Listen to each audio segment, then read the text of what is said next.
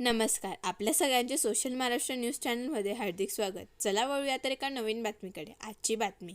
सांगली येथील कंत्राटदार कैलासवासी हर्षल पाटील यांना न्याय देऊन व इतर ठेकेदारांनाही आत्महत्यापासून दूर ठेवण्यासाठी त्यांना त्यांच्या कामाचे देयके त्वरित द्यावे यासाठी धुळे जिल्हा कॉन्ट्रॅक्टर असोसिएशनच्या वतीने जिल्हा परिषदेच्या कार्यकारी अधिकारी विशाल नरवाडे यांना निवेदन देण्यात आले.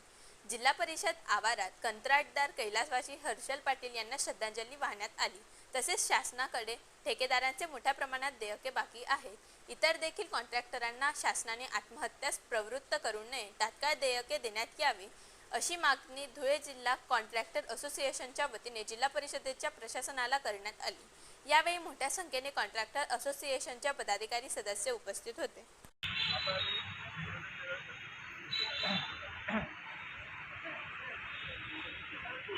बातमी आवडल्यास चॅनलला लाईक व सबस्क्राईब करा व दररोज अशा नवनवीन बातम्या पाहण्यासाठी चॅनलला फॉलो करा. धन्यवाद.